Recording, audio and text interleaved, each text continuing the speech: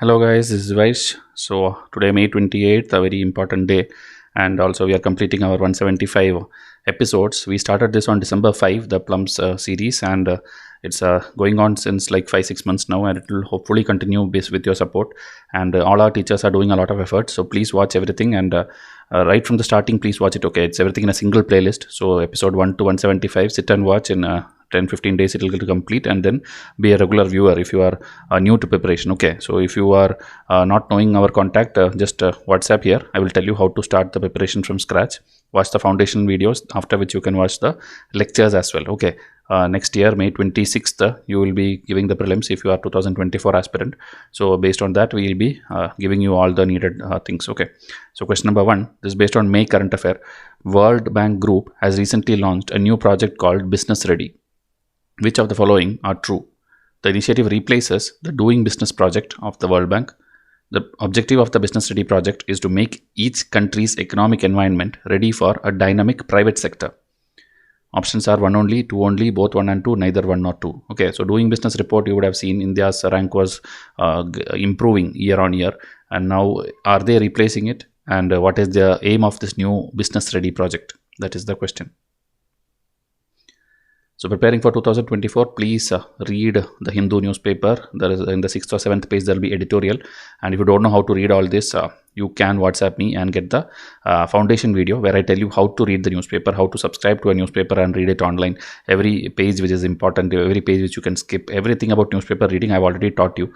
So please watch that foundation video. Okay, so here the answer is C, both 1 and 2. Okay, it's asking for true, so both are true.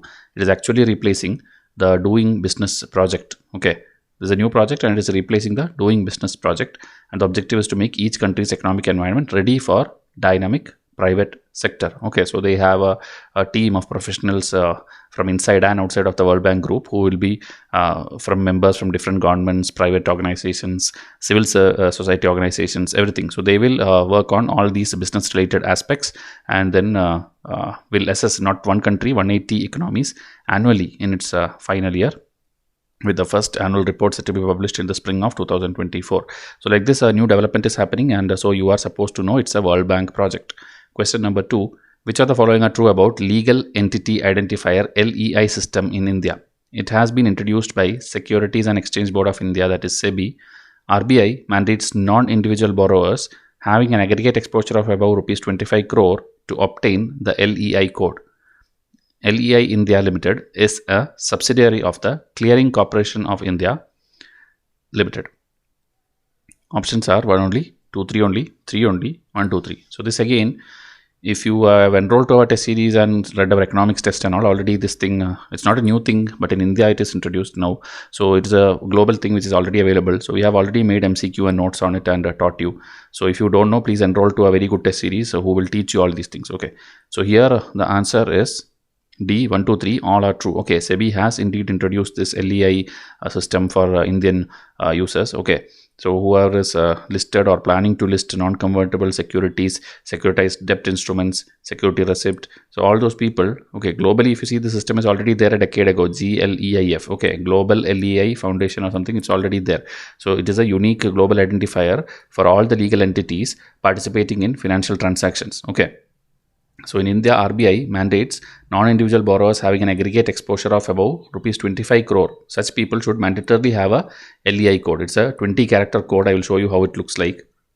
And this is a subsidiary of this thing, Clearing Corporation of India Limited. Okay, so in India, it is made like that. The Global Legal Identifier Foundation accredits the local operating unit in India for issuance and management of LEI code. So it is, we are working under the global system only. SEBI has now introduced in India. So it will look like something like this, 20 code, 20 alphanumeric kind of code, where the first 1, 2, 3, 4, 5 digits are like this, LOU identifier. Okay, 4 characters are LOU identifier. Then the remaining 2 are reserved characters. Then the remaining is the entity identifier.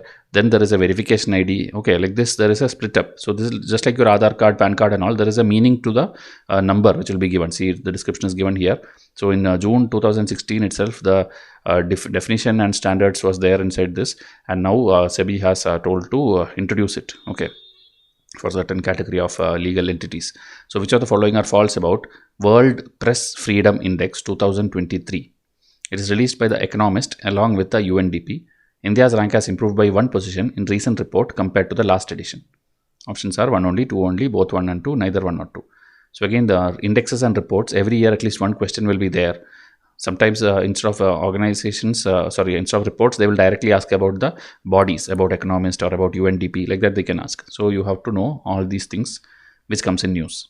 So here answer C, both 1 and 2, they are asking for false. Okay, both of them are false because it is actually released by Reporters Without Borders, about which UPSC already asked a prelims question, and India's rank has actually gone down and not improved. It has slipped to 161. Okay, that means 11 places it has fallen, because last time in 2022 India had 150 rank. This time it is 161, and these people are the top 3 positions. Okay, which most of the time they are the top 3 positions, and here they are telling Pakistan has done better than India, and they have improved some ranks. And here India's Women Press Corps, the Press Club of India, Press Association, they have all raised concern because they don't find this thing very genuine, the report and how they mark the index and all, because there are many things which purposely bias against India and put India in the bad light. Like if you see hunger report, in hunger report you will see like the crisis countries like maybe Sudan or Pakistan and Sri Lanka, where economic crisis and food itself is not available. Such countries are rated above India in the hunger index. Okay, because they are developed by not any United Nations organization. It is developed by some NGOs, some Ireland based and some London based, some NGOs which purposely will be biasing against India and putting India's rank at the bottom 5 or bottom 10. Okay, so such things India always have raised concern in the UN and other places. So hopefully we will see changes in the coming years. Now, which of the following are true about Internet in India report 2022? It is released by NITI Aayog in association with CDAC. According to report, rural India is driving the growth of internet in the country, with more than 50% of all the new internet users in India expected to be from rural areas by 2025. Okay, so it's about an Internet in India report, and how who is publishing it, and how is the internet growth in India happening? Is it from the rural areas or from the urban areas? So here the answer